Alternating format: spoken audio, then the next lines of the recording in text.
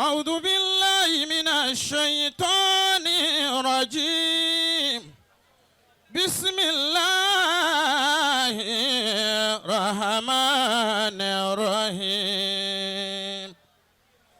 Injury time ni wọ́n fi máìkì lé ẹnìkọ̀ọ̀kan lọ́wọ́ níbí. Ẹni tí ó bá dẹ̀ fẹ́ sọ̀rọ̀ lọ́rọ̀ yẹ̀gùlíkù fáhù yóò ti ahọ́n rẹ̀ kó tó di wípé àwọn tí ń gbọ́ ti etí wọn. Kò sí tuntun níbí ní èní ìtẹ́nìkan fẹ́ sọ. Gbogbo àlùfáà tó wà ń bí nínú àwọn àfáà Ronaldo wà ń bí, àní Messi ń bí, àní Mbappe ń bí, tàtún ló kù. Gbogbo àwọn táwọn gbámọ̀gbá nì wọ́n kún ìjókòó yìí. Ìjókòó bí tẹ́ ẹ bá ti rí tí Mbappe àbí Messi ń wo bọ́ọ̀lù. Àyàkùbọ̀lá àwọn akéwìyẹmí ẹ̀mí yóò kù fún wa. Ìjókòó tí Ronaldo bá ti ń wo bọ́ọ̀ àbí Messi ń wo bọ́ọ̀, gbogbo ẹni ó fẹ́ gbá bọ́ọ̀lù ń bẹ̀ bó bá lọ sóòsì jù yóò kàn gbá pẹ́nátì lọ tróyìn ni. Ẹ jẹ́ ká kí ọba tí jẹ́ Ọlọ́run. Allahu Akbar. Ẹ dákun gbogbo ẹni ó wà ń bí pátá onímọ̀lérò kó jẹ gbèsè kó ṣe Allahu Akbar. Allahu Akbar. Ẹyọkan ẹni tá a yọ̀ǹda níbí lẹni tó ti yọ kúrò nú ẹrú Ọlọ́run. Òun ò ṣẹrú Ọlọ́run mọ́, ó ti ń ṣẹrú nǹkan míì. Ìwọ dákẹ́ ń tiẹ̀, ṣùgbọ́n gbogbo àwa tá a mọ̀ wípé Ọlọ́run ló ní wọ́n ní ó pa wọ́n ní ó jí wa. Yóò fi wá síbi tó wù ẹjẹ́ agbẹ́ apá méjèèjì mọ́ ní apá kan o. Bó bá ní apá ẹyọ kan, bàbá ta ló fún ọ lápá kejì. Allahu Akbar. Sọ pé Allahu Akbar. Allahu Akbar. Níbi Ọlọ́run rọ̀ dé, bí Fáṣọlá àbí kí ló kọ gómìnà Èkó lọ́wọ́lọ́wọ́ báyìí nísìn, Sanwó Èkó, bí wọ́n bá wọ bí nísìn gbogbo ẹni ó wà ń bí ní ó dìde. Kódà tàfà tọmọkéw á dìde tẹ̀kìrí mẹ́n wọ́tàrí mẹ́n lẹ́hù, á pọ́nlé àyẹ̀sí. Ṣùgbọ́n bí a ti máa kí Ọlọ́run, ẹlòmíì lè kọ́ Ọlọ́run dẹ̀gbẹ́ lélẹ̀, ìjókòó, ìfàyàlélẹ̀, ìnàró, kódà mọ̀ kọ́lọ̀ lọ́wọ́ ẹnì kó sì mọ rojọ́ bí gbòómi wúfà. Ẹni ó bá mọ̀ yìí pé Ọlọ́run là ń kíkè séèyàn, má jókòó sórí àga oníke kó wá lérò pé wọn náà ti di champion. Champion tí ó lọlẹ̀ níjọ́ kan, champion tiẹ̀ ni ó kù. Yóò wọ̀ tún yóò wò sí, yóò ní ta lálágbára kò ní rẹ́ni dáhùn yóò lèmi náà ni. Ta lápàṣẹ kò ní rẹ́ni dáhùn yóò lèmi náà ni. Níjọ́ táṣe ó bọ́ lọ́wọ́ rẹ̀ táṣe ó kù sọ́wọ́ ẹ̀. Gbé títóbi fún nínà ró pé Allahu Akbar kabira. Allahu Akbar kabira. Mo kí gbogbo àwọn bàbá wa àlùfáà bàbá ó yangí. Mo fi wọ́n kí gbogbo àwọn jahabisati tí wọ́n wà ní ìjókòó. Mo kí bàbá láti Ìlọrin, bàbá wa Gbalabibu Al-Arbaji, ọlọ́njẹ́mi yóò gùn fún wa. Àmín. Mo kí gbogbo àwọn bàbá mi níjókòó tó jẹ́ pé mi ò tó bẹ́ẹ̀ láti wíkù lẹ́yìn mọ̀ yìí láì ṣe wípé a kí yín. Ṣùgbọ́n kí gbogbo àkókò má lọ tán. Mo kí àwọn àlùfáà wa tí wọ́n ń darí ètò, bàbá Lámúnígun, bàbá wa àgbà Kéwú Yẹmí, ọlọ́njẹ́ ẹ̀pẹ́ fún wa. Mo kí àlùfáà wa àgbà láti ìlú Ìlọrin, àlùfáà wa àgbà àṣeyìkùn fáyàkùn. Mo kí yín. Ìjókòó bílẹ̀ ní challenge ló jẹ́ fún gbogbo ẹni tó bá jẹ́ ọ̀dọ́ tó máa ti ń ṣe. Sheikh Ahmed Al-Mukhtar wọ́n dẹ̀ challenge gbogbo ayé.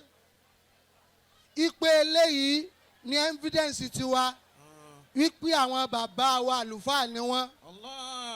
Gbogbo ìwọ tó ń fẹnu fọn bọ́ọ̀lù, ǹjẹ́ o bá fẹnu fọn táyà ló mọ̀ pé nǹkan ṣe.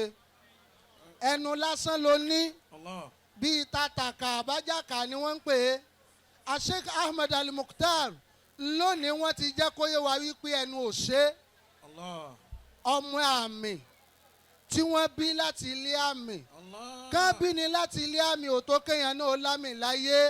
Bàbá wa àgbà Sheikh Ibrahim Bukhari bàbá mi àgbà Ibrahim alẹ́dí wáfà bàbá wa ọlọ́run tẹ́wọ́ gbà wọ́n àbí ò tẹ́wọ́ gbà wọ́n. فكن في الناس ذا أثر عظيم. ìjọ mẹ́jọ òkú bàbá ẹlòmíín wọ́n ń ṣe wọn àrílájì èrò tó wà ń bí lónìí níbi ayé tí ń gbàgbé èèyàn yìí bàbá mi àgbà Ibrahim Bukhari àṣírí wọn gbàgbé ìgbà gan fúnra rẹ̀ kò rí wọn gbàgbé fún rẹ̀ nítorí pé wọ́n fi ń téèyàn fi máa tàn tí è tán. فكن في الناس ذا أثر عظيم. لتنعم بعد موتك بالحياة. لتنعم بعد موتك بالحياة. Sheikh Mukhtar wọ́n make special request kan nísìnyí ṣùgbọ́n ṣe rí lórí yìí nǹkan pọ̀ nínú ẹ̀ ìlẹ̀ sọ́bọ́n bá ti fún ẹnjìníà yìí tẹ́ ẹnjìníà ó play rẹ̀ tá a máa mú ẹ̀ táwọn èèyàn ó rí wípé lóòótọ́ la jáde tán fún Maulana Sheikh Ibrahim Bukhari ṣùgbọ́n jókòó wa tẹ̀ níyì mo kí Sheikh Ahmed Bukhari mo kí yín wípé ẹ kú ọmọ ṣe o ẹ kú gbélé gbogbo àwọn tẹ́ ẹ bá ń wájú léré ẹ tún kú fa gbogbo ẹni tí ń bọ̀ lẹ́yìn sí rìn ká àná kakọ́dí kulikta ká máa tàṣà èyí tẹ́ ẹ ṣe lónìí yìí ẹ fi ṣó wípé bàbá mi àgbà Ibrahim Bukhari bàbá wáyé wọ́n sì ráyé ọ̀hún ṣe wọ́n ti. لتنعم بعد موتك بالحياة. èmi ò bá tún fún yín ní oríkì kan lónìí pé antasu dáhùn àṣìdín ẹ̀fọ́rí àwọn tí bínú orí ni ó ti dùn mí.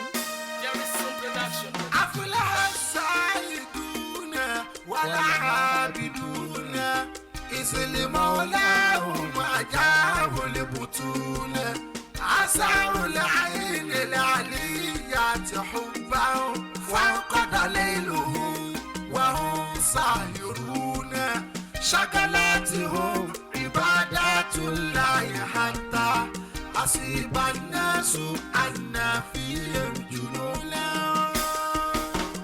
àwọn ẹni ọlọ́run tí àṣẹ̀dá ayé sí wọ́n wọlé fọba àṣẹ̀dá wọn láwọn ò jáde síta mọ́ bọ́ba bá fikú ṣe àga ọ̀la jòkó sínú ààfin tó ń dọ́là àwọn jòkó sórí ìtẹ́ ọ̀la ọ̀la kan tí ò lè tanná ní ọ̀la ọlọ́run ni àwọn fi ń jọba ìtẹ́ ọ̀la àwọn jàgá ọ̀la kan lọ́wọ́ tó bí wọ́n ga jù àpọ́nlé ẹnu ọ̀bọ ọlọ́run wọn mà ló gbé wọn ga.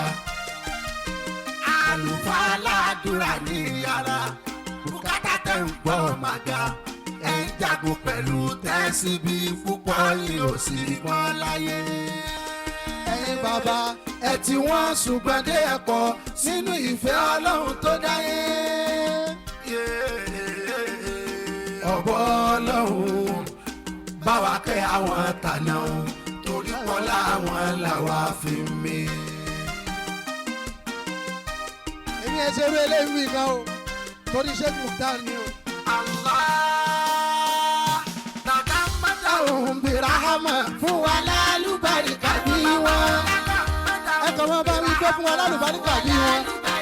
Allah rahmatullahi alayhim. àpọ́nlé túbọ̀ ọ̀nà tuntun yọ. àsọyé tẹ́tẹ́ rẹ̀ yéyéké. ẹ̀bùn ni ọlọ́run tààlà ló fi kẹ́ Àjí Àpọ́nlé. bó ṣe wá sí ni tàbí orin. ọba ló ní kẹ́ẹ̀bùn yìí ó pé. nítorí ẹ jẹ́ ká ṣàpọ́nlé fún àwọn tán dájọ́ táwa ń kó. àwọn tán dájọ́ táwa ń kó. àná ló dé ní òní àbí ọ̀la kájú bá àná ló tọ́. dára ju ká mọ̀ dára jàlè kúrú ni wákàlà wọn kú. wọ́n tún wá ń sẹ́kù sáyé. táwa bá ń jẹ tútù jẹ tuntun. àwọn náà lọ́ọ̀gbìn tó ń múre. àwọn náà gbọ́rọ̀ ẹ̀sìn ilé rí. níjọ́ táyé láwọn ò fẹ́ gbọ́. níjọ́ táyé láwọn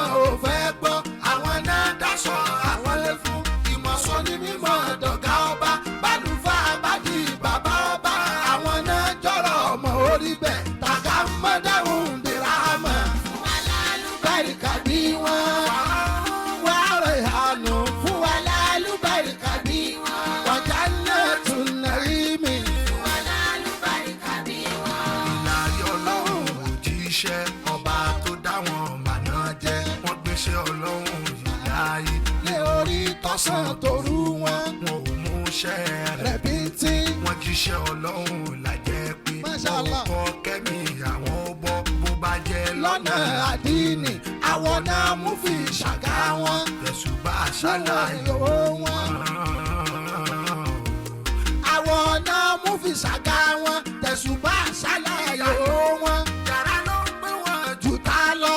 lọ kí sáré òde ká. ìwọ̀n tán lọ́hùn bùn wọn ni wọ́n yọ́nú sí wọn. ò láyé ká òru ló jọ́sàn tọ̀dọ̀ wọn. lọ́rùn àsùnfọ́n. bàbá wa là ń kí ni o.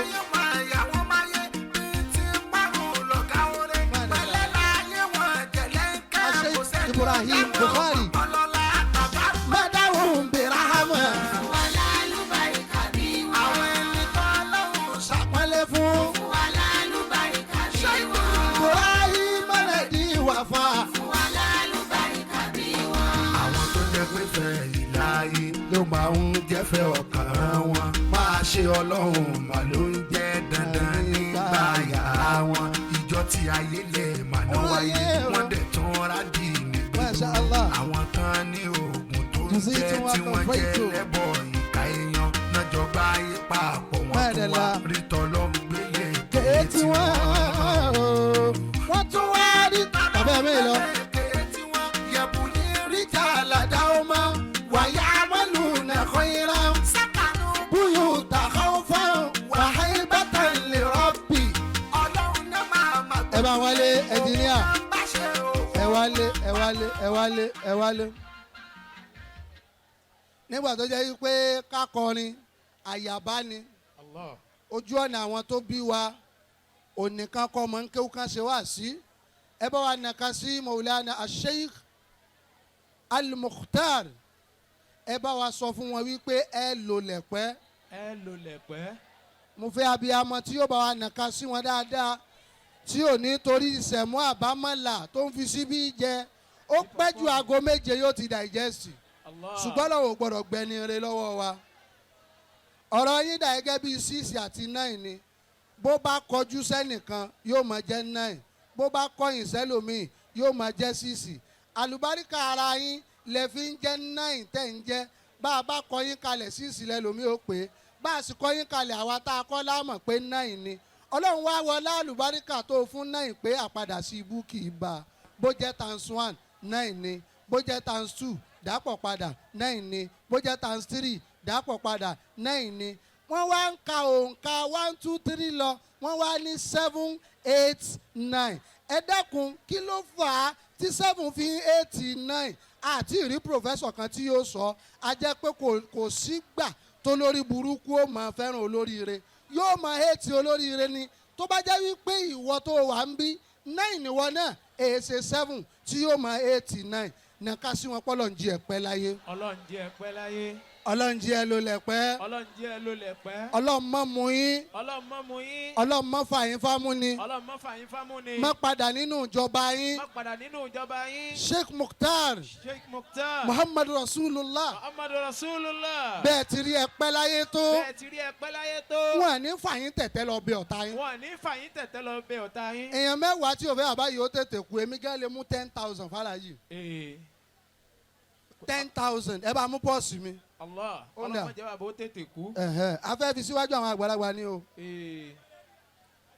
ẹ ti ṣètò àwọn àgbàlagbà kí n mọ́wọ́ mi dání. ó ti da alhamdulilayi rabbil alamin.